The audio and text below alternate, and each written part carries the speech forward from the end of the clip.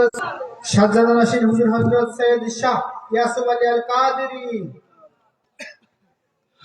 এখন আপনাদের মাঝে ওয়াজ করিবেন সুদূর দৌলতদিয়া রাজবাড়ী হইতে আগত বিশিষ্ট আলেম জনাব মাওলানা মোহাম্মদ মেহেদী হাসান রানা কাদেরী সাহেব।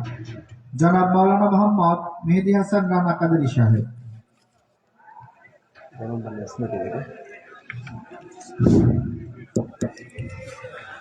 আলহামদুলিল্লাহ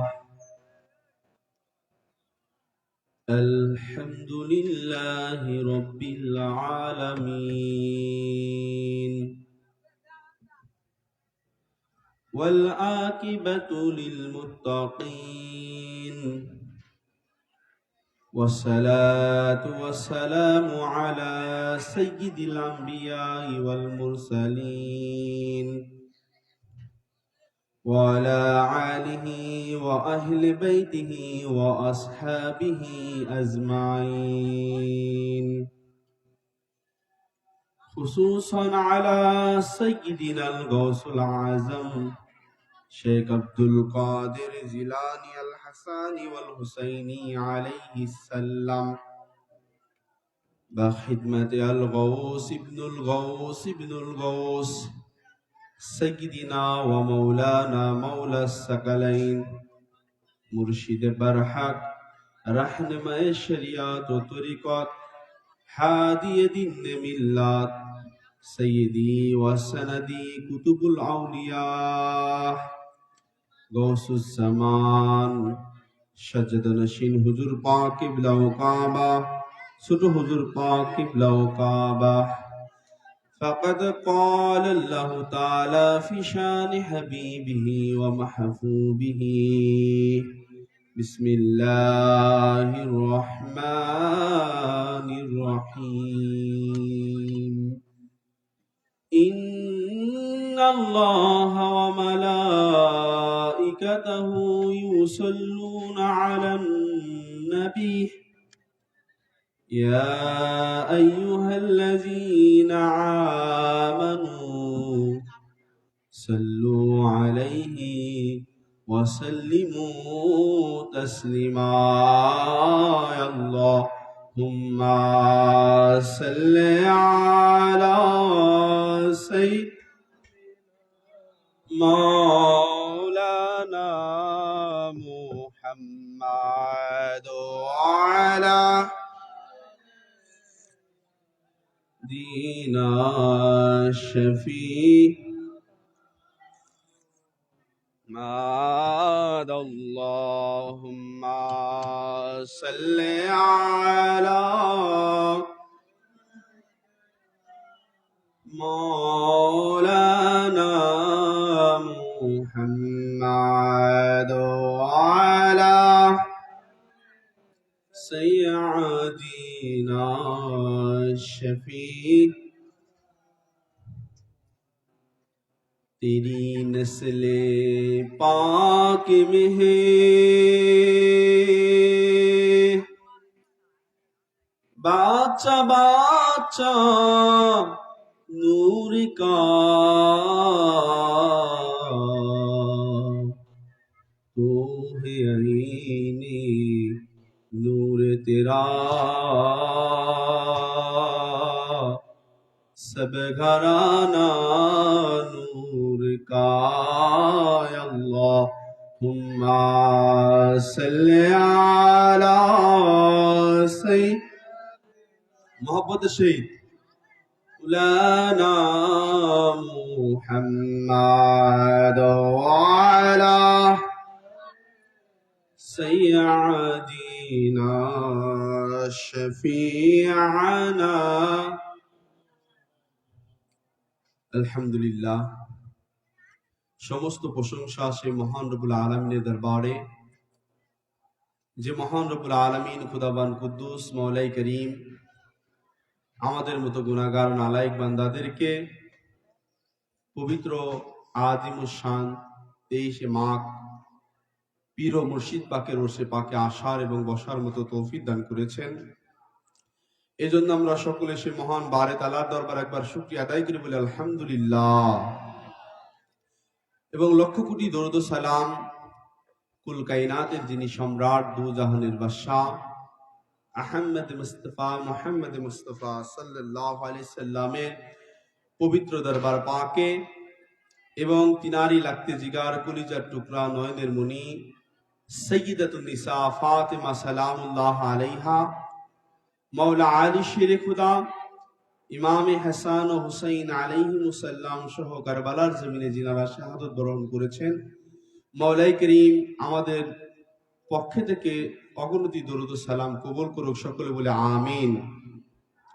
এবং আমি সর্বপ্রথম আমার আকা, আমার মাওলা, আমার মনিব, বর্তমান জামানার যিনি গাউস শাহজাদা নশীন হুজুর পাক হযরত সৈয়দ শাহ ইয়াসুফ আলী আল কাদরি আল হাসানি আল হুসাইনি মাদ্দাজিল্লুল আলী এবং ছোট হুজুর পাক কিবলা ও কাবা, ওনাদের কদম পাকের নিচে লক্ষ কোটি সেজদা আরজ করে আমি অদম গুনাহগার বান্দা পীর ও মুর্শিদ পাকের পবিত্র ওরসে পাকে আউলিয়া কিরামের শানে আপনাদের সাথে কিছু হাদিস শরীফ শেয়ার করব। যে আমরা যারা এই পবিত্র রজনীতে এসে এই জায়গায় এসে আমরা রাত ব্যয় করলাম, সময় দিলাম, অনেকজন অর্থ ব্যয় করলাম, আমরা এর বিনিময় হাদিস শরীফের অনুযায়ী যে আমাদের ফায়দাটা কি, আপনারা অনেকজন দীর্ঘ আলোচনা শুনেছেন, অনেকজন বাড়িতেও চলে গেছেন, কিন্তু মওলাই করিম তাদের মধ্যে থেকে বেছে বেছে আমাদের মুষ্টিময় কয়েকজন বান্দাকে রেখেছেন। আজকে জিনার ওরসে পাক এই পাবনা জেলার প্রায় 6টা জায়গাতে হচ্ছে। আমরা একটা জিনিস মনে রাখবো যে ইনার ওরসে পাক শুধু পাবনা বা শুধু রাজবাড়ী বা শুধু বাংলার জমিনে বা শুধু এই ভূমমণ্ডলের মধ্যে হয় না। একটু আগে আমার পূর্বে যিনি আলোচনা করেছেন উনি বলেছেন যে ইনাদের ওরস শুধু মানুষ করে না, হার জাতি করে। সুবহানাল্লাহ। তো আমরা এই বিষয়ে আপনাদের মাঝে একখানা হাদিস শরীফ শেয়ার করব। এই হাদিস শরীফখানা বুখারী শরীফের 3209 নম্বর হাদিস এবং সহিহ মুসলিম শরীফের 6040 নম্বর হাদিস। বুখারী শরীফের 3209 নম্বর হাদিস এবং বুখারী শরীফের আরেক জায়গায় 6040 নম্বর হাদিস এবং সহিহ মুসলিম শরীফের 6598 নম্বর হাদিস। সিয়াসিত্তার 2খানা কিতাবের মধ্যে হাদিস শরীফখানা এসেছে। সিয়াসিত্তা দ্বারা আমরা বুঝি যে 6খানা হাদিসের কিতাব। তো তার মধ্যে বুখারী এবং মুসলিম কুরআনুল কারীমের মধ্যে, কুরআনুল কারীমের পরে সবচাইতে গুরুত্বপূর্ণ যে 2খানা কিতাব, হাদিসের জগতের মধ্যে সবচাইতে বড় বড় যে 2খানা কিতাব, এই 2খানা কিতাবের মধ্যে হাদিস শরীফখানা এসেছেন বুখারী এবং মুসলিম। অনেকজন বুখারীর মধ্যে আউলিয়া কিরামের শান খুঁজে পান না। অনেকজন মনে করেন কাদরি আলালা তাদের নিজস্ব বানানো কিতাব থেকে মনে হয় তাদের হুজুর পাকদের জীবনে আলোচনা করেন। না, কাদরি আলা বা এই কাদরিয়া তরিকার মধ্যে যত আলেম আছে আপনারা একটা জিনিস পরিষ্কার বুঝবেন যে কাদরিয়া দরবার পাকের, এই মেদিনীপুর দরবার পাকের আলেমদের একটা অন্যতম বৈশিষ্ট্য হচ্ছে তারা যে কোনো ঘটনা বলে আগে কিতাবের রেফারেন্স দেয়। সুবহানাল্লাহ। আপনি দেখবেন অনেক উলামায়ে কেরাম ভিন্ন ধর্মের, তারা আমাদের মাঝে কিসসা কাহিনী বলে সময় পার করে চলে যায়, কিন্তু এই কাদরিয়া তরিকার যতগুলো আলেম দেখবেন যে এরা প্রত্যেকটা কথা, প্রত্যেকটা হাদিসের আগে ডকুমেন্টস দিয়ে, রেফারেন্স দিয়ে তারপরে আপনাদের মাঝে সেই আলোচনাগুলো ফুটিয়ে তোলে। তো বুখারী এবং মুসলিম 2খানা কিতাবের মধ্যে হাদিস শরীফ খানা এসেছে। এই হাদিসের রাবি হচ্ছে হযরত আবু হুরায়রা রাদিয়াল্লাহু তাআলা আনহু, আমার নবীর একজন জলিলুল কদর সাহাবী। তিনি বর্ণনা করতেছেন যে আল্লাহ রাব্বুল আলামিন যখন কোনো বান্দার প্রেমে পড়ে যান, বিষয়টা খেয়াল করে শুনবেন, আল্লাহ রাব্বুল আলামিন যখন কোনো বান্দাকে মহব্বত করেন, আল্লাহ রাব্বুল আলামিন যখন কোনো বান্দাকে ভালোবাসেন, হাদিসের মধ্যে এসেছে নাদা জিব্রাইল, আল্লাহ রাব্বুল আলামিন তখন জিব্রাইলকে ডাকেন যে ওহে জিব্রাইল শুনছনি? জিব্রাইল এসে বলে যে আল্লাহ কি? আল্লাহ পাক বলে যে ইন্নাল্লাহা ইউহিব্বু ফুলানান, আমি আল্লাহ দুনিয়ার অমুকের বেটা অমুককে বড় ভালোবেসে ফেলেছি। সুবহানাল্লাহ। আল্লাহ পাক যখন জমিনের মধ্যে কোন ব্যক্তিকে মহাব্বত করে, কোন ব্যক্তির ভালোবাসে, তখন আল্লাহ পাক নাদা জিব্রাইল, আল্লাহ পাক সর্বপ্রথম জিব্রাইলকে ডাকেন। জিব্রাইলকে ডাকার পরে আল্লাহ পাক বলেন, ইন্নাল্লাহা ইউহিব্বু ফুলানান। জিব্রাইল, আমি তো দুনিয়ার অমুককে বড় মহব্বত করে ফেলেছি, আমি তো অমুককে বড় ভালোবেসে ফেলেছি। তখন জিব্রাইল বলে যে আল্লাহ, তো আমি কি করব? হাদিস শরীফের মধ্যে এসেছে, ফাআহবিবহু, জিব্রাইল তুমি ওই ব্যক্তিকে মহব্বত করো। সুবহানাল্লাহ। হাদিসের মধ্যে এসেছে ফাইউহিব্বুহু জিব্রাইল, তখন জিব্রাইল ওই ব্যক্তিকে মহব্বত করে। সুবহানাল্লাহ। এই যে আজকে আমরা যারা পীর ও মুর্শিদ পাকের মহব্বতে, ভালোবাসায়, প্রেমে আমরা যারা এই জায়গায় রাত জাগরণ করে এসেছি, রাত জাগরণ করতেছি, সময় দিচ্ছি, গুলামিতে আছি, তো আমরা মনে করতেছি এই ভালোবাসাটা শুধু আমাদের মধ্যে। না না, আল্লাহ পাক হাদিসে মধ্যে আমাদেরকে জানিয়ে দিচ্ছেন, তোমরা তো অনেক পরের ব্যাপার। আমি আল্লাহ পাক যখন কোনো ওলিকে মহব্বত করি, আমি আল্লাহ পাক যখন আমার কোনো বন্ধুকে মহব্বত করি, এক কথায় আমি আল্লাহ পাক যখন মাওলা আলীর প্রেমে পড়ে যাই, আমি আল্লাহ পাক যখন হাসনাইনে কারিমাইনের প্রেমে পড়ে যাই, আমি আল্লাহ পাক যখন ফাতেমা সালামুল্লাহ আলাইহার প্রেমে পড়ে যাই, আমি আল্লাহ পাক যখন হুজুর গৌসুল আজমের প্রেমে পড়ে যাই, আমি আল্লাহ পাক যখন মেহের আলী আল কাদরির প্রেমে পড়ে যাই, আমি আল্লাহ পাক যখন মুর্শিদ আলী আল কাদরির প্রেমে পড়ে যাই, আমি আল্লাহ পাক যখন এরশাদ আলী আল কাদরির প্রেমে পড়ে যাই, আমি আল্লাহ পাক যখন মুস্তারশিদ আলী আল কাদরির প্রেমে পড়ে যাই, আমি আল্লাহ পাক যখন রশিদ আলী আল কাদরির প্রেমে পড়ে যাই, তো আমি আল্লাহ কি করি? ইন্নাল্লাহা ইউহিব্বু ফুলানান। আমি জিব্রাইলকে বলি, ও জিব্রাইল, আমি তো এদেরকে মহব্বত করে ফেলেছি। জিব্রাইল বলে, আল্লাহ আমি কি করব? হাদিসের মধ্যে এসেছে ফাআহবিবহু, জিব্রাইল তুমিও তাদেরকে মহব্বত করো। হাদিসের মধ্যে এসেছে ফাইউহিব্বু জিব্রাইল, তখন জিব্রাইল এদেরকে মহব্বত করেন। তার মানে আগে আল্লাহ ভালোবাসেন, তারপরে জিব্রাইলকে ডাকেন, জিব্রাইলকে ভালোবাসার নির্দেশ দেন। তারপরে হাদিসের মধ্যে এসেছে যে কি, নাদা জিব্রাইল ফি আহলিস সামা, তখন জিব্রাইল সমস্ত আসমানবাসীকে ডাকেন। ওই আসমানবাসী শুনছনি? আসমানবাসী বলে কি? আসমানবাসীকে জিব্রাইল বলে, আমার আল্লাহ তো দুনিয়ার অমুক ব্যক্তিকে মহব্বত করে ফেলেছে, আমার আল্লাহ তো দুনিয়ার অমুক ব্যক্তির প্রেমে পড়ে গেছে। তো আসমানবাসী বলে, আমরা কি করব? হাদিসের মধ্যে এসেছে যে আসমানবাসীকে ডেকে জিব্রাইল বলে, ইন্নাল্লাহা ইউহিব্বু ফুলানান, আল্লাহ পাক তো অমুককে ভালোবাসে, যে ফাআহবিবহু, ওহে আসমানবাসী তোমরাও তাকে ভালোবাসো। হাদিসের মধ্যে এসেছে ফাইউহিব্বুহু আহলুস সামা, তখন হার আসমানবাসী ওই ব্যক্তিকে মহব্বত করে। এই যে আজকে আমরা যারা পীর ও মুর্শিদ পাকের উর্শে পাকে এসেছি, এই হাদিস দ্বারা সাবেত হয় সর্বপ্রথম পীর ও মুর্শিদ পাককে মহব্বত করেন, ভালোবাসেন খোদ রব্বুল আলামিন। আলামিন রব্বুল আলামিন ভালোবাসার পরে উনি ওই ভালোবাসাটা উনার নিজের মধ্যে রাখেন নাই, উনি ওই ভালোবাসাটাকে প্রকাশ করেছেন। সর্বপ্রথম কার কাছে প্রকাশ করেছেন? সর্বপ্রথম নাদা জিব্রাইল, জিব্রাইলকে ডেকে জিব্রাইলের কাছে প্রকাশ করেছেন। তারপরে আল্লাহ পাক আবার জিব্রাইলকে বলছেন, এই ভালোবাসা তোমার মধ্যে রাখলে হবে না, তো আমি কি করব? আল্লাহ পাক বলছে, হার আসমানবাসীকে ডাকো, হার ফেরেশতাদেরকে ডাকো, হার জিন জাতিকে ডাকো, যারা আসমানের মধ্যে সফর করে তাদেরকে ডেকে তাদের কাছে জানিয়ে দাও যে আল্লাহ পাক পীর ও মুর্শিদকে মহব্বত করেন। বুখারী শরীফ এবং মুসলিম শরীফের মধ্যে এসেছে, তখন আহলে সামা, তখন আসমানবাসীও তাকে মহব্বত করে। সুম্মা ইউদাউ লাহুল কবুলু ফিল আরদি, তারপরে আল্লাহ পাক ওই ব্যক্তির মহব্বত দুনিয়ার মানুষের মধ্যে ঢেলে দেন। সুবহানাল্লাহ।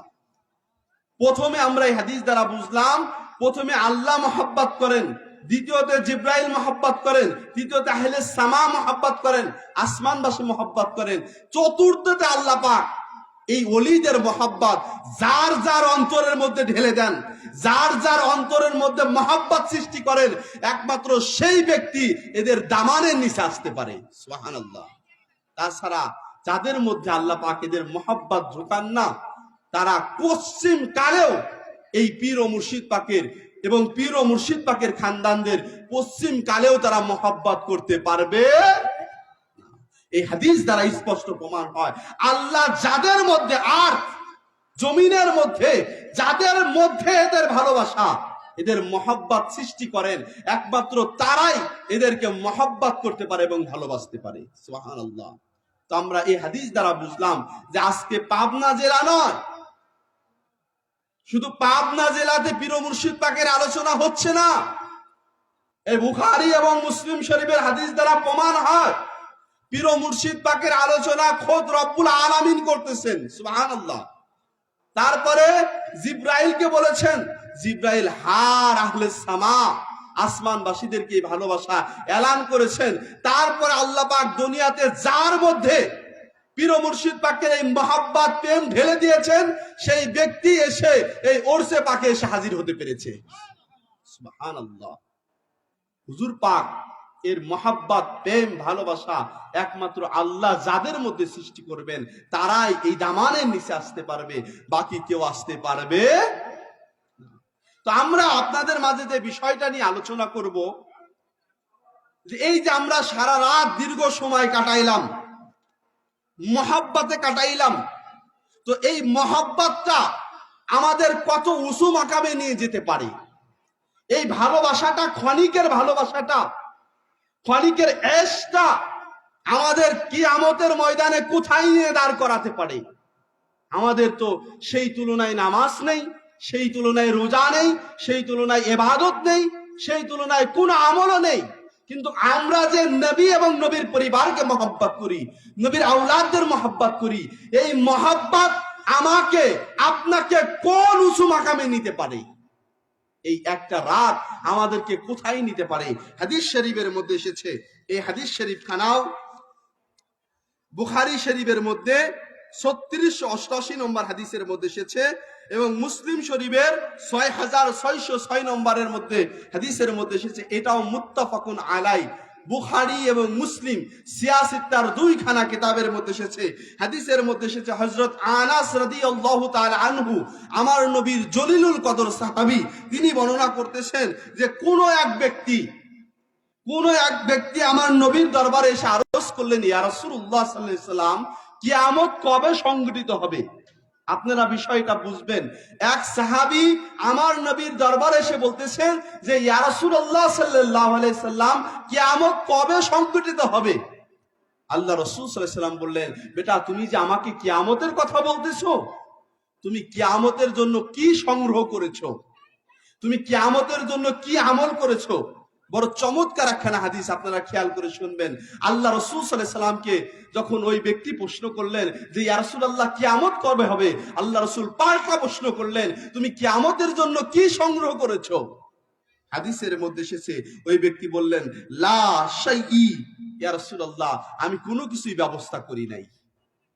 আর ফি রাওয়ায়াত আহমদ, ইমাম আহমদ রাহমাতুল্লাহ আলাইহির বর্ণনা এসেছে, ওই ব্যক্তি বললেন, ক্বালা মা আদাত্তাহু লাহা মিন কাসিরি আমালিন। ওই ব্যক্তি বললেন, ইয়া রাসূলুল্লাহ সাল্লাল্লাহু আলাইহি সাল্লাম, কিয়ামতের জন্য আমি তেমন আমল করতে পারি নাই, আমি তেমন ইবাদত করতে পারি নাই। হাদিসের ভাষায় এসেছে লা সালাতিন, ইয়া রাসূলুল্লাহ আমি তেমন নামাজও পড়তে পারি নাই, ওয়ালা সিয়ামিন, ইয়া রাসূলুল্লাহ আমি তেমন রোজাও করতে পারি নাই। দেখেন, আমার নবী যখন প্রশ্ন করলেন যে তুমি কিয়ামতের জন্য কি সংগ্রহ করেছো, ওই ব্যক্তি বলতেছেন যে ইয়া রাসূলুল্লাহ আমি তো তেমন আমল করতে পারি নাই, আমি তো তেমন ইবাদত করতে পারি নাই। হাদিসের ভাষায় এসে ওই ব্যক্তি বলছেন লা সালাতিন, ইয়া রাসূলুল্লাহ আমি তো নামাজ তেমন পড়তে পারি নাই, ওয়ালা সিয়ামিন আমি তো তেমন রোজাও রাখতে পারি নাই। হাদিসের মধ্যে এসেছে ইল্লা, তবে ইয়া রাসূলুল্লাহ আন্নী উহিব্বুল্লাহ ওয়া রাসূলুহু, আমি আল্লাহ এবং রাসূলকে বড় মহব্বত করি।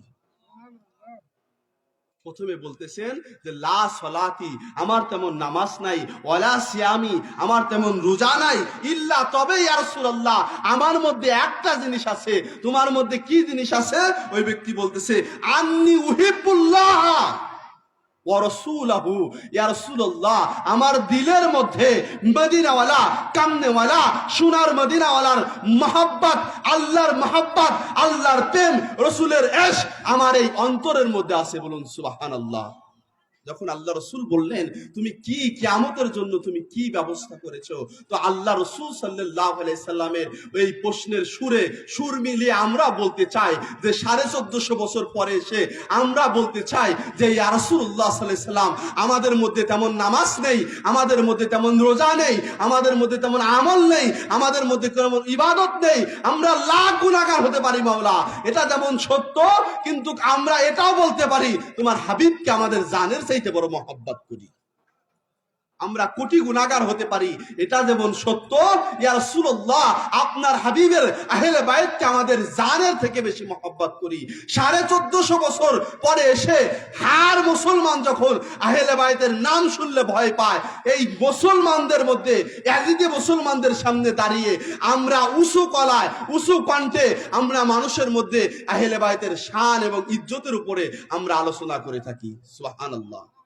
তো এই হাদিস দ্বারা যেমন ওই সাহাবী বলেছিলেন লা সালাতি, আমার তেমন নামাজ নেই, ওয়ালা সিয়ামি, আমার তেমন রোজা নেই, ইল্লা, তবে আন্নি উহিব্বুল্লাহ ওয়া রাসূলহু, আমার একটা জিনিস আছে, আমার মধ্যে আল্লাহর মহব্বত আছে, আমার মধ্যে রাসূলের প্রেম আছে। হাদিসের মধ্যে এসেছে যখন ওই ব্যক্তি এই কথা বললেন যে ফাকালা, তখন আল্লাহ রাসূল সাল্লাল্লাহু আলাইহি ওয়াসাল্লাম বললেন আনতা মা মান আহাব্বাব, যে তুমি যেহেতু আল্লাহ এবং রসুলকে ভালোবাসো, আল্লাহ রসুল বললেন কিয়ামতের ময়দানে তুমি যাকে মহব্বত করেছো দুনিয়াতে, কিয়ামতের ময়দানে তুমি তার সাথেই থাকবে। সুবহানাল্লাহ।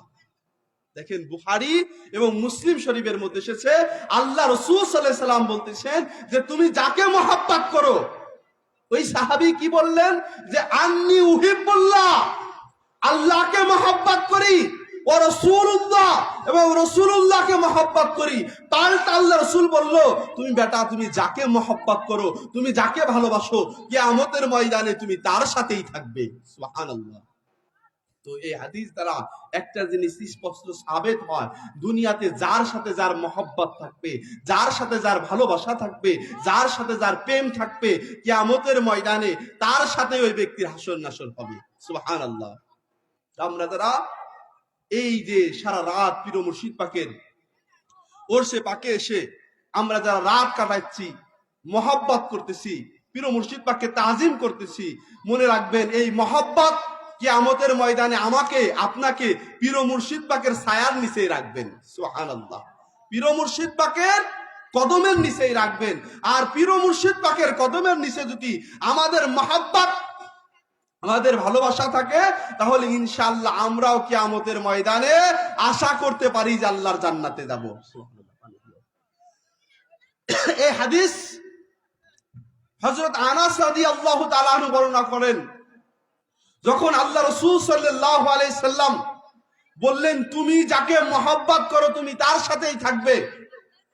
তো এই হাদিস যেদিন আল্লাহ রাসূল এই কথা বললেন, হযরত আনাস রাদিয়াল্লাহু তাআলা আনহু বর্ণনা করতেছেন যে এই সংবাদ পাওয়ার পরে আমরা আল্লাহ রসুলের সাথে যতদিন জীবন কাটিয়েছি, আমরা কোনো সংবাদ পেয়ে এত খুশি হই নাই, এই সংবাদ পেয়ে যত খুশি হয়েছি। কেন? হযরত আনাস রাদিয়াল্লাহু তাআলা আনহু বর্ণনা করতেছেন,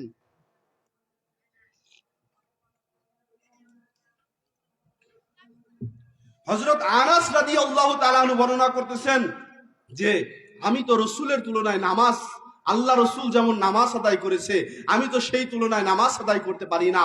আল্লাহ রসুল যেমন রোজা রেখেছে আমি তো সেই তুলনায় রোজা রাখতে পারি না। আল্লাহ রসুল হেরা গুহায় যে ইবাদত করেছে আমি আনাস তো হেরা গুহায় যে ইবাদত করতে পারি না। আল্লাহ রসুল সাল্লাল্লাহু আলাইহি সাল্লাম রাত জেগে তাহাজ্জুদ নামাজ পড়েছে, আমরা তো সেরকম তাহাজ্জুদ নামাজ পড়তে পারি না। তো আল্লাহ রসুলের সমতুল্য আমাদের ইবাদত না থাকলেও আল্লাহ রসুলের প্রতি মহব্বত থাকার কারণে কাল কিয়ামতের ময়দানে আমরা আল্লাহর জান্নাতে চলে যাব। আরো একখানা চমৎকার একখানা হাদিস শরীফ এসেছে, এই হাদিস শরীফ খানা আরো বড় চমৎকার। এই হাদিস শরীফ আবু দাউদ শরীফের মধ্যে এসেছে, আবু দাউদ শরীফের 5126 নম্বর হাদিস, এবং আল মুসনাদের মধ্যে এসেছে, আরো অনেক কিতাবের মধ্যে এসেছে।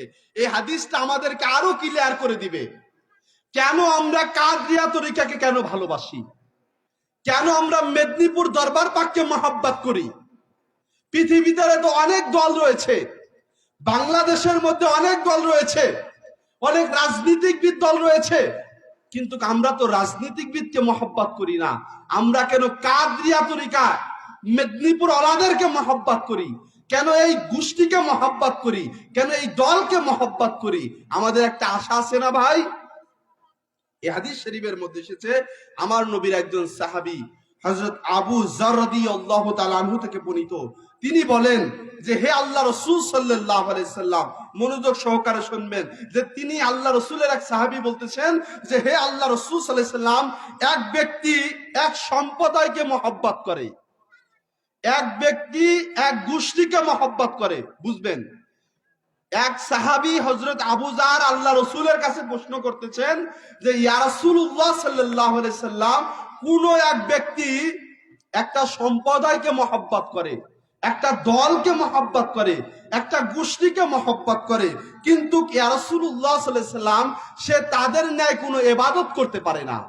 মানে ওই দল ওই গোষ্ঠী যেমন নামাজ রোজা হজ যাকাত যেমন ইবাদত করে, কিন্তু সে ওই গোষ্ঠীর তুলনায় ওই দলের তুলনায় তেমন ইবাদত করতে পারে না, কিন্তু ওই সম্প্রদায়কে বড় মহব্বত করে। তো আমরাও যেমন কাদরিয়া তরিকার মধ্যে মেদিনীপুর দরবার পাকের মধ্যে যিনারা হযরত পাক আছেন তিনাদেরকে মহব্বত করি, তিনাদেরকে ভালোবাসি, কিন্তু তিনাদের কি যেমন আমল ইবাদত সেই তুলনায় কি আমরা ইবাদত করতে পারি ভাই? উনারা যেমন নামাজ যেমন রোজা যেমন হজ যেমন যাকাত যেমন তাহাজ্জুদ যেমন নফল নামাজ যেমন আওয়াবিন নামাজ ইশরাক নামাজ চাস্তের নামাজ উনারা যে সমস্ত ইবাদত করে, হুজুর পাকগণ যেমন ইবাদত করে, সেই তুলনায় কি আমরা ইবাদত করতে পারি ভাই? কোন মুরিদের দ্বারা সম্ভব? পীর যেমন ইবাদত করে, পীর যে হালাতে থাকে, কোন মুরিদ কিন্তু সেই হালাতে থাকতে পারবে না। পীর যে মাকামের ইবাদত করে, কোন মুরিদ কিন্তু ওই মাকামের ইবাদত করতে পারবে না। তো আল্লাহ রাসূলের সাহাবী বলতেছে ইয়া রাসূলুল্লাহ সাল্লাল্লাহু আলাইহি সাল্লাম, এক ব্যক্তি এক সম্প্রদায়কে ভালোবাসে, এক দলকে ভালোবাসে, কিন্তু সেই দলের মতো সে আমল করতে পারে না, তার কি অবস্থা হবে? হাদিসের মধ্যে এসেছে আল্লাহ রাসূল বলছেন, আবু যর, তুমি তার সাথেই থাকবে তুমি যাকে মহব্বত করো। সুবহানাল্লাহ। আল্লাহ রাসূলের সাহাবী যে বললেন যে কোন এক ব্যক্তি এক সম্প্রদায়কে ভালোবাসে, হযরত আবু যর বললেন এটা কোন ব্যক্তির কথা না, উনি উনার কথা সরাসরি বলতে পারতেছেন না যে ইয়া রাসূলুল্লাহ আকা আমি আপনাকে নিজের জানের থেকে মহব্বত করি, এটা না বলে উনি একটু কথাটা ঘুরিয়ে বলছেন যে ইয়া রাসূলুল্লাহ কোন ব্যক্তি যদি এক সম্প্রদায়কে মহব্বত করে, সেই তুলনায় সেই সম্প্রদায় যেমন আমল করে, সেই তুলনায় যদি ওই ব্যক্তি আমল না করতে পারে ওই ব্যক্তির কি অবস্থা হবে? তার মানে আবু যর বোঝাতে চাচ্ছেন যে ইয়া রাসূলুল্লাহ আপনি যেমন নামাজ পড়েন, আপনি যেমন রোজা করেন, আপনি যেমন হজ করেন, আপনি যেমন যাকাত দেন, আপনি যেমন তাহাজ্জুদ পড়েন, আপনি যেমন নফল নামাজ পড়েন, আমি আবু যর তো তেমন ইবাদত করতে পারি না, কিন্তু ইয়া রাসূলুল্লাহ সাল্লাল্লাহু আলাইহি সাল্লাম আমি সাক্ষী দিচ্ছি আমি আপনাকে বড় মহব্বত করি, আমি আপনাকে বড় ভালোবাসি। ইয়া রাসূলুল্লাহ সাল্লাল্লাহু আলাইহি সাল্লাম আমার অন্তরটা জুড়ে শুধু আপনার প্রতি মহব্বত, আপনার প্রতি ভালোবাসা, কিন্তু ইয়া রাসূলুল্লাহ আপনি তো আমল করে অনেক উঁচু মাকামে চলে গেছেন, আমার তো আমল নেই, কিন্তু আমি যে আপনাকে ভালোবাসি, আপনার এই ধর্মকে ভালোবাসি, আপনার এই দলকে ভালোবাসি, ইয়া রাসূলুল্লাহ আমার কি অবস্থা হবে? আল্লাহ রাসূল সাল্লাল্লাহু আলাইহি ওয়াসাল্লাম বললেন, আবু যর তুমি দুনিয়াতে যাকে বেশি মহব্বত করো কিয়ামতের ময়দানে তুমি তার সাথেই থাকবে। সুবহানাল্লাহ। হাদিস শরীফের মধ্যে এসেছে তিনি বললেন নিশ্চয়, আবু যর বললেন যখন আল্লাহ রাসূল বললেন তুমি যাকে মহব্বত করো যাকে ভালোবাসো তার সাথেই থাকবে, হাদিসের মধ্যে এসেছে তিনি বললেন নিশ্চয় আমি আল্লাহ এবং রাসূলকে সবচাইতে বেশি ভালোবাসি। সুবহানাল্লাহ। হাদিসের মধ্যে এসেছে তারপরে রাসূলুল্লাহ সাল্লাল্লাহু আলাইহি ওয়াসাল্লাম বললেন নিশ্চয় তুমি তার সাথে থাকবে যাকে তুমি ভালোবাসো। এই সাহাবী বারবার এক কথা বলতেছিলেন, ইয়া রাসূলুল্লাহ কিন্তু আমার কিন্তু সেই গোষ্ঠী সমতুল্য ইবাদত নেই, নামাজ নেই, আমি কি তারপরেও তাদের সাথে থাকবো? ওই সাহাবী বারবার একই প্রশ্ন করতেছিলেন, আল্লাহ রাসূল বারবার বলতেছিলেন তুমি যাকে মহব্বত করো তুমি যাকে ভালোবাসো কিয়ামতের ময়দানে তুমি তার সাথেই থাকবে। সুবহানাল্লাহ। তো এই হাদিস দ্বারা একটা জিনিস সাবিত হয়, আমরা দুনিয়াতে মাওলা আলীকে মহব্বত করি, আমরা দুনিয়াতে ফাতেমা সালামুল্লাহ আলাইহাকে মহব্বত করি, আমরা দুনিয়াতে হাসান ইমাম হাসনাইনে করিমাইন ইমামে হাসান এবং হুসাইনকে মহব্বত করি। শুধু কি তাই, আমরা হুজুর গৌসুল আজমকে মহব্বত করি, আমরা হুজুর মেহের আলী আল কাদরিকে মহব্বত করি, আমরা হুজুর মুর্শিদ আলী আল কাদরিকে মহব্বত করি, আমরা হুজুর এরশাদ আলী আল কাদরিকে মহব্বত করি, আমরা হুজুর মুস্তারশিদ আলী আল কাদরিকে মহব্বত করি, আমরা হুজুর রশিদ আলী আল কাদরিকে মহব্বত করি। তো আমরা ওই সাহাবীর সুরে সুর মিলিয়ে বলতে চাই, আমরা ওই সাহাবীর কণ্ঠে কণ্ঠ মিলিয়ে বলতে চাই, আমাদের মৌলা আলীর সমতুল্য ইবাদত নেই, আমাদের ফাতেমা সালামুল্লাহ আলাইহার সমতুল্য নামাজ নেই, আমাদের ইমামে হাসানের সমতুল্য রোজা নেই, আমাদের ইমামে হুসাইনের সমতুল্য আমল নেই, আমাদের পীর ও মুর্শিদ পাকদের সমতুল্য আমাদের কোনো ইবাদত নেই। কিন্তু আমাদের একটা জিনিস আছে, আমরা এদেরকে জানের থেকে বেশি মহব্বত করি। আল্লাহু আকবার, ইয়া রাসূলুল্লাহ, ইয়া আলী, ইয়া গাউস, हजरत सैयद शाह यासिब अली अल कादरी जिंदाबाद, हुजूर पाक किबला जिंदाबाद, हुजूर पाक किबला जिंदाबाद, तकबीर। আল্লাহু আকবার। তো আমরা এই সমস্ত হাদিস দ্বারা এতটুকু বুঝতে পারতেছি, এনাদের সাথে যদি আমাদের কানেক্ট না থাকে, এনাদের সাথে যদি আমাদের মহব্বত না থাকে, আমরাও তো পারতাম ভাই দুনিয়ার একজন নেতাকে মহব্বত করতে, দুনিয়ার একজন রাজনীতিবিদকে মহব্বত করতে, কিন্তু আমরা তো রাজনীতিবিদকে মহব্বত করি নাই। কেন? যে আমরা জানি যাকে মহব্বত করব তার সাথে আমার হাসন দাসর হবে। তো আমি যদি একজন রাজনীতিবিদকে মহব্বত করি, তার মধ্যে যদি দুর্নীতি থাকে, সে তো আমাকে জান্নাতে নিতেই পারবে না, বরঞ্চ সেও জান্নাতে যেতে পারবে না। এই জন্য আমরা কি করি, যারা ওলি আল্লাহদের দামান ধরেছি, আমরা শাহজালাল রহমতুল্লাহ আলাইকে ভালোবাসি, শাহপরান রহমতুল্লাহ আলাইকে ভালোবাসি, শাহ আমিনী রহমতুল্লাহ আলাইকে ভালোবাসি, শাহ মাকদুম শাহকে ভালোবাসি। কেন? এই জামাত কিয়ামতের ময়দানে আমাকে আপনাকে বিনা হিসাবে জান্নাতে নিতে পারেন। বিশ্বাস আছে না ভাই? আউলিয়া কিরাম যে আমাদের বিনা হিসাবে জান্নাতে নিতে পারেন, এটা কি বিশ্বাস আছে? আমরা যদি জাহান্নামে চলে যাই, বুঝবেন হয়তো আবার কালকে চায়ের দোকানে গল্প হবে যে রাজবাড়ী থেকে মৌলানা মেহেদী হাসান রানা এসে আপনাদেরকে বলে গেছে যে আউলিয়া কিরাম জাহান্নামীকেও জান্নাতে নিয়ে যেতে পারে, আউলিয়া কিরাম বিনা হিসাবে মানুষকে জান্নাতে নিতে পারে। তো ভাই এটা আমি বলতেছি না, আমি মেহেদী হাসান রানা আপনাদের মাঝে কথা বলতেছি না। এই হাদিস শরীফ খানা বুখারী শরীফের মধ্যে এসেছে, এই হাদিস শরীফ খানা তিরমিজি শরীফের মধ্যে এসেছে, এই হাদিস শরীফ খানা নাসাই শরীফের মধ্যে এসেছে, এবং এই হাদিস শরীফ খানা ইবনে মাজা শরীফের মধ্যে এসেছে।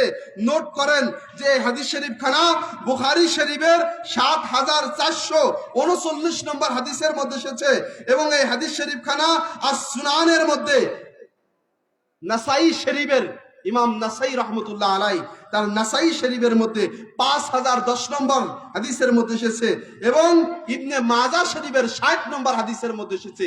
সিয়াসিত্তার 3 খানা কিতাবের মধ্যে এই হাদিস শরীফ খানা এসেছে, বুখারী, নাসাই এবং ইবনে মাজা। অনেকজন বলবে যে বুখারীতে আউলিয়া কিরামের হাদিস নাই। আমি বলবো যদি কেউ দেখতে চায় ওয়েলকাম স্টেজে আসেন। বুখারী শরীফের মধ্যে এসেছে আল্লাহর ওলিরা কিয়ামতের ময়দানে যারা নির্ঘাত জাহান্নামী ব্যক্তি, তাদেরকেও ধরে ধরে আল্লাহ জান্নাতে নিয়ে যেতে পারেন। অনেকজন বলে বুখারীতে এই সমস্ত হাদিস নাই। তার মানে বুঝতে হবে তুমি বুখারী পড়ো নাই, তুমি চুরি করে পড়ালেখা করেছো। বুখারী শরীফের ৭৪39 নম্বর হাদিসের মধ্যে হাদিস শরীফ খানা এসেছে। অনেক গুরুত্বপূর্ণ একখানা হাদিস শরীফ শোনেন। হযরত আবু সাঈদ খুদরি রাদিয়াল্লাহু তাআলা আনহু, আমার নবীর জলিলুল কদর সাহাবী, তিনি এই হাদিস শরীফ বর্ণনা করতেছেন যে নবী করিম সাল্লাল্লাহু আলাইহি সাল্লাম বলেছেন, ক্বালা রাসূলুল্লাহ সাল্লাল্লাহু আলাইহি সাল্লাম, মা মুজাদালাতু আহাদিকুম ফিল হাক্কি ইয়াকুনু লাহু ফিদ দুনিয়া। আল্লাহ রাসূল সাল্লাল্লাহু আলাইহি সাল্লাম বলতেছেন, দুনিয়ার কোনো হকের ব্যাপারে তোমাদের কারো ঝগড়া এত কঠোর হয় না, দুনিয়ার কোনো হকের ব্যাপারে তোমাদের ঝগড়া এত কঠোর হয় না। মানে আল্লাহ রসুল বলছেন, তোমরা যখন বাবার সম্পত্তির জন্য ভাইয়ে ভাইয়ে ঝগড়া করো, বাবার সম্পত্তির জন্য ভাই বোনে ঝগড়া করো, দুনিয়ার সম্পত্তির জন্য পাড়া প্রতিবেশী ঝগড়া করো, তোমাদের ঝগড়া এত কঠিন হয় না। কাল কিয়ামতের ময়দানে আল্লাহর ওলিরা আল্লাহর সামনে যেমন ঝগড়া করবে। সুবহানাল্লাহ। আল্লাহর ওলিরা আল্লাহর আদালতে দাঁড়িয়ে, আল্লাহর কাঠ গড়ায় দাঁড়িয়ে, আল্লাহর সামনে দাঁড়িয়ে আমার রাসূল সাল্লাল্লাহু আলাইহি সাল্লাম বলছেন যে কিয়ামতের ময়দানে আল্লাহর ওলিরা আল্লাহর সামনে ঝগড়া করবেন। সুবহানাল্লাহ। এই কথা আমার নয় ভাই, এই কথা বুখারী শরীফ বয়ান করেছেন। বুখারীর মধ্যে ইমাম নাসাই শরীফের মধ্যে বয়ান করেছেন, ইবনে মাজা শরীফের মধ্যে বয়ান করেছেন যে কিয়ামতের ময়দানে আল্লাহর ওলিরা আল্লাহর সামনে দাঁড়িয়ে আল্লাহর সাথে ঝগড়া করবেন। কোন ব্যাপারে ঝগড়া করবেন? হাদিস শরীফের মধ্যে এসেছে, আল্লাহর ওলিরা বলবেন যে আল্লাহ তুমি যাদেরকে জাহান্নাম দিয়ে দিয়েছো, ও আল্লাহ আমরা দেখতে পারতেছি তোমরা অনেক বান্দাদেরকে জাহান্নাম দিয়ে দিয়েছো, কিন্তু হাদিস শরীফের মধ্যে এসেছে আল্লাহর ওলিরা আল্লাহর কাছে ফরিয়াদ করবেন, কানু ইউসাল্লুনা মানা, আল্লাহ এরা তো আমাদের সাথে নামাজ পড়েছিল। হাদিসের মধ্যে এসেছে ওয়া ইয়াসুমুনা মানা, আল্লাহ এরা তো আমাদের সাথে রোজা করেছিল। হাদিসের মধ্যে এসেছে ওয়া ইয়াহুজ্জুনা মানা, আল্লাহ এরা তো আমাদের সাথে হজ করেছিল। খেয়াল করে শুনবেন, পর্দার আড়ালে যারা মা বোনেরা আছে আপনারাও খেয়াল করে শুনবেন। অনেকজন আপনাদেরকে গুমরাহি করতে চায় যে যারা পীর ও মুর্শিদ পাকের হাতে বাইয়াত হয়েছে, ওলিদের হাতে বাইয়াত হয়েছে, পীরের হাতে বাইয়াত হয়েছে, পীর কি জান্নাতে নিতে পারবে? হ্যাঁ হ্যাঁ ভাই, পীরও জান্নাতে নিতে পারবে। ওই পীর যদি কামেল হয়, ওই পীর যদি আল্লাহ হয়, ওই পীর যদি হক হয়, ওই পীর যদি আওলাদে রাসূল হয়, ওই পীর যদি আওলাদে গাউস হয়, তো ওই পীরও কিয়ামতের ময়দানে নির্ঘাত জাহান্নামী ব্যক্তিকে জান্নাতে নিতে পারেন। বুখারী শরীফের মধ্যে এসেছে যে আল্লাহ রাসূল সাল্লাল্লাহু আলাইহি ওয়াসাল্লাম বলছেন যে আল্লাহ পাক যখন মানুষকে তখন জাহান্নাম দিয়ে দিবেন, আল্লাহর ওলিরা আল্লাহর আদালতে দাঁড়াবে, আল্লাহর কাঠগড়ায় দাঁড়িয়ে বলবে যে কানু ইউসাল্লুনা মানা, হে আল্লাহ এরা তো আমাদের সাথে নামাজ পড়েছিল, ওয়া ইয়াসুমুনা মানা, এরা তো আমাদের সাথে রোজা করেছিল, ওয়া ইয়াহুজ্জুনা মানা, এরা তো আমাদের সাথে হজ করেছিল। দেখেন হাদিস শরীফের মধ্যে এসেছে যখন তারা এই কথা বলবেন যে আল্লাহ তুমি তো আজকে তাদেরকে জাহান্নাম দিয়ে দিয়েছো, আল্লাহ পাক বলবে তাই তোমাদের সাথে নামাজ পড়েছিল। বুখারীর মধ্যে এসেছে, একটা কথাও আমি আমার নিজের বানানো বলতেছি না, একটা কথা আমি মেদিনীপুর দরবার পাকের কিতাব থেকে বলতেছি না, বুখারী শরীফের মধ্যে এসেছে এবং ইবনে মাজা শরীফের মধ্যে এসেছে এবং সুনানে নাসাইর মধ্যে এসেছে, তিনখানা সিয়াসিত্তা কিতাবের মধ্যে এই হাদিস শরীফ এসেছে। এই সমস্ত কিতাব না পড়লে কোনো মৌলবী হতে পারে না। হার মাদ্রাসাতে এই সমস্ত কিতাব দর্স দেওয়া হয়। তো এই কিতাবের মধ্যে এসেছে আল্লাহর ওলিরা যখন বলবে আল্লাহ আমাদের সাথেই তো তারা রোজা করেছে, আমাদের সাথেই তো তারা নামাজ পড়েছে, আমাদের সাথেই তো তারা কি করেছে, আমাদের সাথেই তারা হজ করেছে, কিন্তু আজকে আপনি তাদেরকে জাহান্নাম দিয়ে দিয়েছেন। আল্লাহ বলবে যাও তোমরা জাহান্নামে যাও। হাদিসের মধ্যে এসেছে আল্লাহ বলবেন জাহান্নামে যে যাদের সূরাত দেখে চেনো। হাদিসটা খেয়াল করবেন, প্রথমে আল্লাহ পাক আল্লাহর ওলিদেরকে বলবেন যাও জাহান্নামে যাও, জাহান্নামে যে যাদের সূরাত দেখে চেনো তাদেরকে জাহান্নাম থেকে বের করে আল্লাহর জান্নাতে নিয়ে যাও। তখন আল্লাহর ওলিরা জাহান্নামের মধ্যে যাবে। হাদিসের মধ্যে এসেছে তারা জাহান্নামের মধ্যে যে দেখবে যে কারো হাঁটু পর্যন্ত আগুনে গেড়ে গেছে, কারো গিরা পর্যন্ত আগুনে গ্রাস করেছে, কারো মাজা পর্যন্ত আগুনে গ্রাস করেছে। তার মানে আগুন যার হাঁটু পর্যন্ত গিয়েছে সে ব্যক্তি নির্ঘাত জাহান্নামী, আল্লাহ তাকে জাহান্নাম দিয়ে দিয়েছে। কিন্তু ওলিরা আল্লাহর কাছ থেকে অনুমতি নিয়ে জাহান্নামের দরজায় যে ওলিরা সর্বপ্রথম যাদের সূরাত দেখবে, সূরাত মানে চেহারা দেখবে, যাদের চেহারা দেখে চিনবে, আল্লাহ পাক বলছে তোমরা যাদের চেহারা দেখে চিনবে তাদেরকে ধরে ধরে আল্লাহর জান্নাতে নিয়ে যাও। তো এই হাদিস দ্বারা একটা জিনিস প্রমাণ হয়, আমাকে আপনাকে বেশি বেশি ওলি আল্লাহদের দামানের নিচে আসতে হবে, বেশি বেশি খানেকাতে আসতে হবে। আজকে যারা আমরা পীর ও মুর্শিদ পাকের ওরসে পাকে এই খানে বাড়িতে এসে আমরা যারা সময় দিচ্ছি, আমরা প্রত্যেকটা মানুষই হুজুর পাকদের নেগাহি কেলামের মধ্যে আসি। সুবহানাল্লাহ। হুজুর পাকরা 4 নম্বর দরবার পাক থেকে আমাদেরকে দেখতে পান রুহানি ভাবে। তো এই হুজুর পাকরা যদি আমাদেরকে দেখেন, ওনারা বুঝতে পারেন যে আজকে কে কে উরসে পাকের মধ্যে এসেছে। এই যে চেহারাগুলো ওনাদের সামনে ভাসবে, তো কিয়ামতের ময়দানে ওই ব্যক্তিকে হুজুর পাকরা তাড়াতাড়ি চিনবে। হাদিসের মধ্যে এসেছে সূরাত দেখে চিনবে। আপনার সম্পর্ক যদি এই মাসুম দিয়া খানকার সাথে বেশি বেশি থাকে, তো কিয়ামতের ময়দানে হুজুর পাক আপনাকে দেখা মাত্রই চিনবে। সুবহানাল্লাহ। প্রথমে বলছেন সূরাত দেখে দেখে চিনবে। তো এই জন্য আমাকে সূরাত দেখে চিনার জন্য আমাকে বেশি বেশি দরবার পাকে আসতে হবে, দরবার পাক জিয়ারত করতে হবে। তো আল্লাহর ওলিরা যখন জাহান্নামের মধ্যে যাবেন, হাদিসের মধ্যে এসেছে জাহান্নামে যে তারা মানুষের সূরাত দেখে দেখে, আগে চেহারা দেখে দেখে আল্লাহর ওলিরা তাদেরকে জাহান্নাম থেকে ধরে ধরে আল্লাহর জান্নাতে নিয়ে যাবেন। হাদিস শরীফটা খেয়াল করবেন।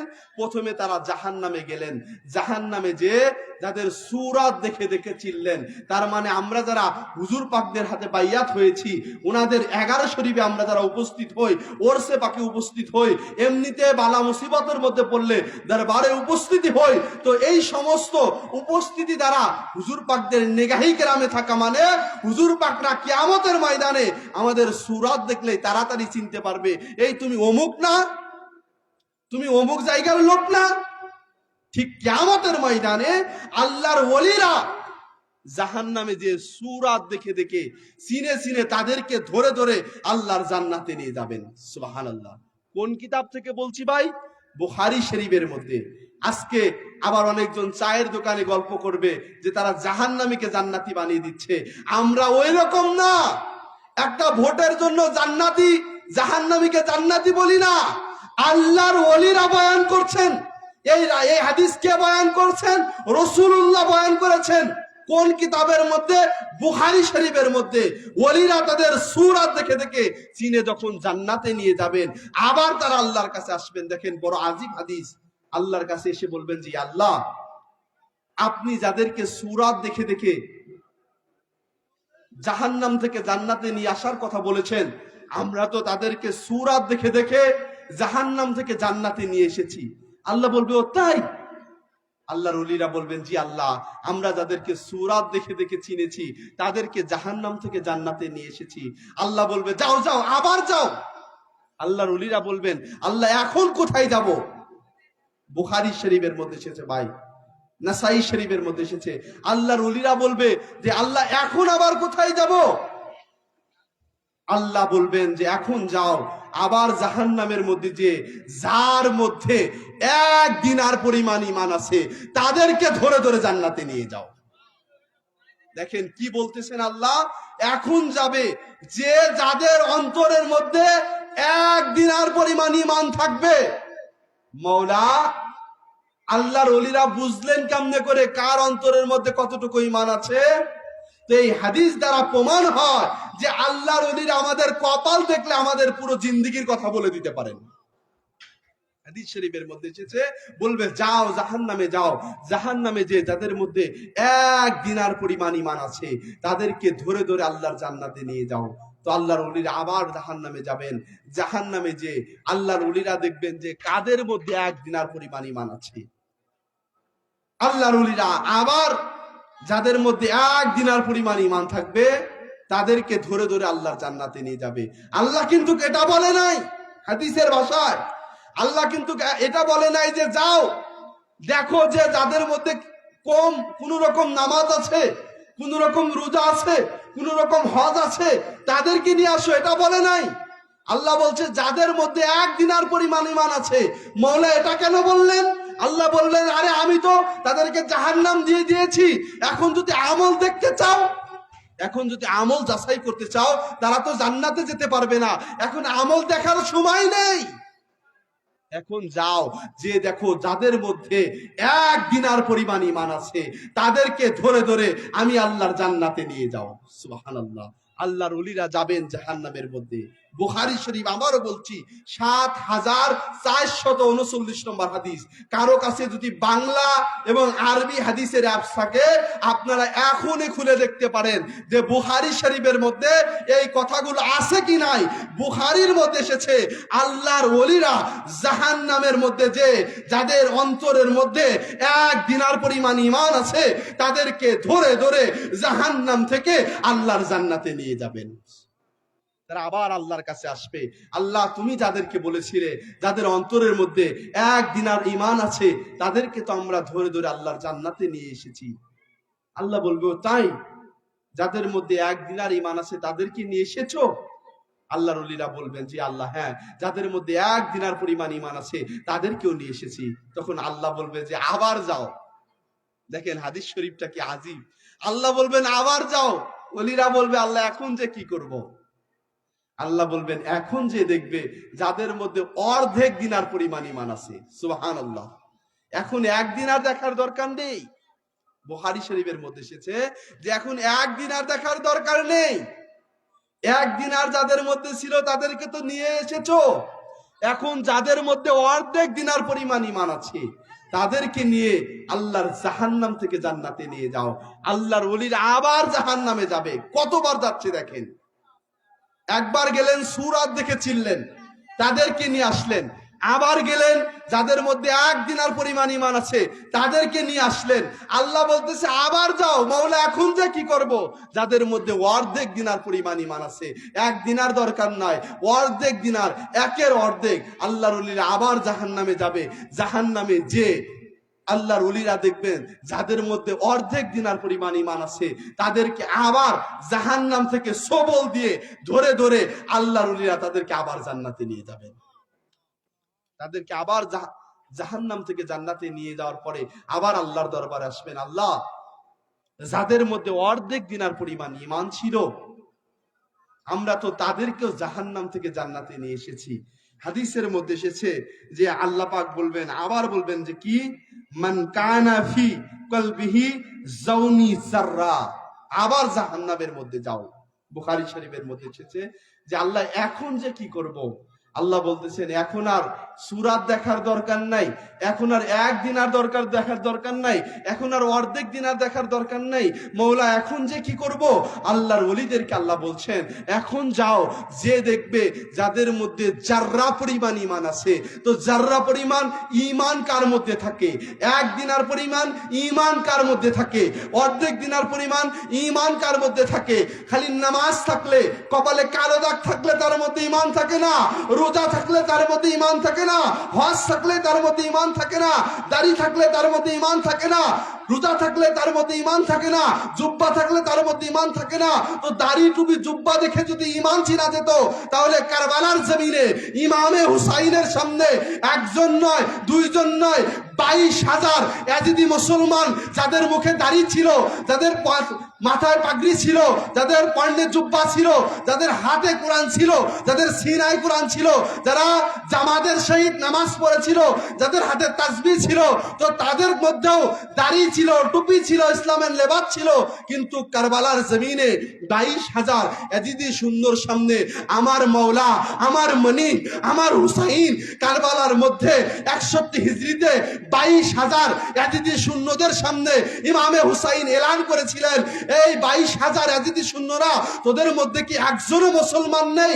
তো কারবালার জমিনে ইমাম হুসাইন যাদের মধ্যে এলান করেছিলেন, তোমাদের মধ্যে কি একজনও মুসলমান নেই? তো মাওলা হুসাইন যাদেরকে এলান করেছিলেন তাদের মধ্যে নামাজ ছিল ভাই, তাদের মধ্যে রোজা ছিল ভাই, তাদের মধ্যে দাড়ি ছিল ভাই, তাদের মাথায় পাগড়ি ছিল ভাই, তাদের পায়ে টাকনুর উপরে কাপড় ছিল।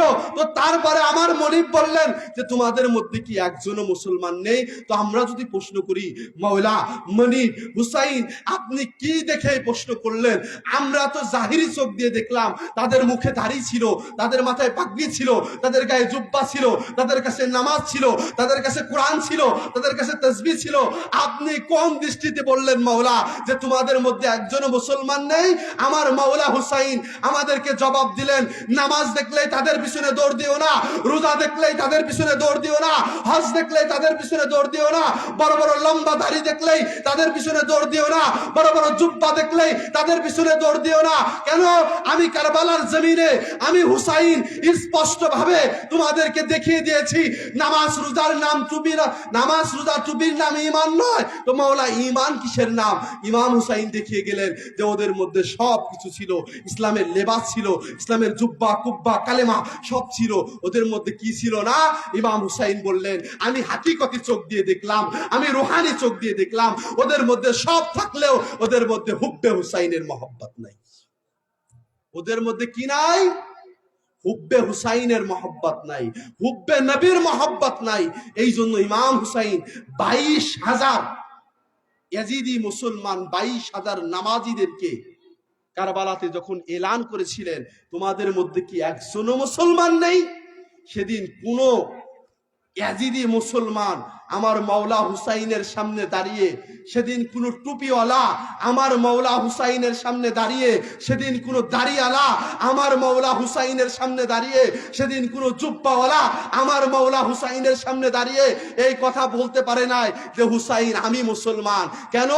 তারা জানে যে দাড়ি টুপির নাম মুসলমান নয়, জুব্বা কুব্বার নাম মুসলমান নয়। মুসলমান হচ্ছে হুব্বে নবীর প্রতি মহব্বত। সুবহানাল্লাহ, হুব্বে আহলে বাইতের প্রতি মহব্বত। তো আমরা এটাই বলতে চাচ্ছি যে আল্লাহ পাক যখন আউলিয়া ইকরামদেরকে বলবে, যাদের সূরত দেখে চিনো, যাদের মধ্যে 1 দিনার পরিমাণ ঈমান আছে তাদেরকে নিয়ে আসো, যাদের মধ্যে অর্ধেক দিনার পরিমাণ ঈমান আছে তাদেরকে নিয়ে আসো। শেষে বললেন যাদের মধ্যে জাররা পরিমাণ ঈমান আছে তাদেরকে নিয়ে আসো। তো 1 দিনার পরিমাণ, অর্ধেক দিনার পরিমাণ, জাররা পরিমাণ ঈমান কার মধ্যে থাকে? যার মধ্যে হুসাইন থাকে, যার মধ্যে আলী থাকে, যার মধ্যে ফাতেমা থাকে, যার মধ্যে হুজুর গৌসে পাক থাকে, যার মধ্যে পীর ও মুর্শিদ পাকদের মহব্বত থাকে, যার মধ্যে আউলিয়া ইকরামের মহব্বত থাকে, তাদের মধ্যে ঈমান থাকে। সুবহানাল্লাহ। আজকে আমরা যারা আউলিয়া ইকরামের মহব্বত করে, আউলিয়া ইকরামের ভালোবেসে আমরা যারা এই জায়গায় এসেছি, আমরা বলতে পারি এই খোলা আসমানের নিচে আমরা বলতে পারি যে আমাদের জানের থেকে, আমাদের পিতা মাতার থেকেও আমরা এদেরকে বেশি মহব্বত করি। কেন ভাই? আমার পিতাও যদি হয়, বিষয়টা বুঝবেন, আমার বাবাও যদি হয়, তার জবান দিয়ে যদি ভুলেও যদি আহলে বাইতের বিরুদ্ধে কোনো কথা বের হয়, আপনি পরীক্ষা করে দেখবেন যে আমার বাবা এবং আমার মাও যদি হয়, সে যদি ভুলে আউলিয়া ইকরামের বিরুদ্ধে কোনো কথা বলে, আপনার পীরের বিরুদ্ধে কোনো কথা বলে, অটোমেটিক ওই বাবা মার প্রতি ঘৃণা চলে আসে। আসে না ভাই? আপনার সন্তানও যদি আউলিয়া ইকরামের বিরুদ্ধে কথা বলে, আহলে বাইতের বিরুদ্ধে কথা বলে, অটোমেটিক ওই সন্তানের প্রতি ঘৃণা চলে আসে। এই ঘৃণাটা কেন আসে? যে আমরা আমাদের জীবনের থেকে ইনাদেরকে বড় মহব্বত করি। এই হাদিসের ভাষায় এসেছে, আজকে যারা আমরা শ্রম দিচ্ছি, গোলামিতে আছি, এই দরবার পাকের সাথে জড়িত আছি, এই দরবার পাকের সাথে আমরা বিভিন্ন সময় সম্পর্ক গড়ে তুলতেছি, এই সম্পর্কগুলো, এই মহব্বতগুলো, এই তাজিমগুলো কাল কিয়ামতের ময়দানে আল্লাহ যখন জাহান্নাম দিয়ে দিবেন, দেখেন হাদিস দ্বারা কি বুঝলাম যে নির্ঘাত জাহান্নামে দিয়ে দিয়েছেন, কারো হাঁটু পর্যন্ত গেড়ে গেছে, কারো মাজা পর্যন্ত জাহান্নামে গেড়ে গেছে। আল্লাহর ওলিরা প্রথম সূরাত দেখেছেন, তারপরে 1 দিনার পরিমাণ ঈমান দেখেছেন, তারপরে অর্ধেক দিনার পরিমাণ ঈমান দেখেছেন, তারপরে জাররা পরিমাণ ঈমান দেখেছেন। তো আমি শুধু আপনাদেরকে নয়, পর্দার আড়ালে যে সমস্ত মা বোনেরা আছে, আপনারা যারা শ্রম দিচ্ছেন, মেধা দিচ্ছেন, এই কষ্ট করতেছেন, রাতের পর রাত জেগে আছেন, এই মাসুম দিয়া খানেকাতে বিভিন্ন প্রোগ্রামে এসে শ্রম দিচ্ছেন, আপনারাও শুনে নেন যে আপনারা এই শ্রমের বিনিময়ে, এই গুলামির বিনিময়ে, এই যে দরবার পাকের মহব্বতের বিনিময়ে কাল কিয়ামতের ময়দানে যখন আমার আপনার পিতামাতা আমার শত্রু হবে, নিজেরা বাঁচার জন্য হাদিসের মধ্যে এসেছে যে স্ত্রী বলবে যে আল্লাহ আমার তো বিয়ে বিয়েই হয় নাই, স্বামী কোথায় থেকে আসলো? স্বামী বলবে, আল্লাহ আমার তো বিয়েই হয় নাই, স্ত্রী কোথায় থেকে আসলো, সন্তান কোথায় থেকে আসলো? সমস্ত মানুষ, আত্মীয় স্বজন, সন্তান, মা বাবা, সমস্ত মানুষ যখন কিয়ামতের ময়দানে নিজে বাঁচার জন্য একজন আর একজনের শত্রু হবে, ঠিক ওই মুহূর্তে আমার আপনাকে বাঁচানেওয়ালা, আমার আপনাকে রক্ষা করেনেওয়ালা যিনারা হযরত পাক আছেন, তিনারা ওই মুহূর্তে আমাদের সামনে দাঁড়িয়ে কাল কিয়ামতের ময়দানে আমাদের নির্ঘাত জাহান্নাম থেকে আল্লাহর জান্নাতে নিয়ে যাবেন। যখন পিতা মাতাও শত্রু হয়ে যাবে, কুরআনুল কারীমের মধ্যে সূরা যুখরুফের 67 নম্বর আয়াতের মধ্যে এসেছে, সূরা যুখরুফের 67 নম্বর আয়াতের মধ্যে এসেছে, সেদিন কিয়ামতের ময়দানে একে অপরের শত্রু হবে, একে অপরের দুশমন হবে, কিন্তু ইল্লাল মুত্তাকিন, যারা মুত্তাকিন বান্দা, যারা পরহেজগার বান্দা, যারা আল্লাহওয়ালা বান্দা, যারা বুজুর্গ বান্দা, এরা কিয়ামতের ময়দানে একজন আর একজনের শত্রু হবে না। এরা কিয়ামতের ময়দানে একজন আর একজনের বন্ধু হয়ে কিয়ামতের ময়দানে তাদেরকে জান্নাতে নিয়ে যাবেন। নারে তাকবীর, নারে রিসালাত, নারে হায়দারি, নারে হাসান, নারে হুসাইন, নারে গৌস। সাজ্জাদা নাশিন হুজুর পাক হযরত সৈয়দ শাহ ইয়াসুফ আলী আল কাদরি, ছোট হুজুর পাক কিবলা ও কাবা, মেদিনীপুর দরবার শরীফ, আঞ্জুমানে কাদিয়া, মাদ্রাসাতু সাবিল হাসান, নারে তাকবীর। আলহামদুলিল্লাহ, আমার সম্মানিত উস্তাদ, যিনি আমার অভিভাবক, আমার ছোটবেলা থেকেই যিনি আমাকে বিভিন্নভাবে সহযোগিতা করে আজকে আপনাদের মাঝে দাঁড় করিয়েছেন, বসার সুযোগ করে দিয়েছেন, তো উনি আমাদের মাঝে স্টেজে চলে এসেছে। আমি আর আলোচনা দীর্ঘায়িত করব না, এখানে শেষ করে দেব যে ইনি এমন একজন উস্তাদ, একটা কথা না বললেই নয়। আমরা যখন মাদ্রাসাতে পড়েছি, যখন মাদ্রাসাতে আসতাম, যদি আমাদের গায়ে যদি একটা নোংরা পাঞ্জাবি থাকতো, অনেক সময় যখন আমরা 6, 7 বা 5 পড়েছি, তখন কিন্তু এত পরিষ্কার পরিচ্ছন্ন বুঝতাম না, বা অনেক সময় অর্থের কারণে পরিবার থেকে ভালো ভালো পোশাক আমাদের কেউ দিতে পারতো না।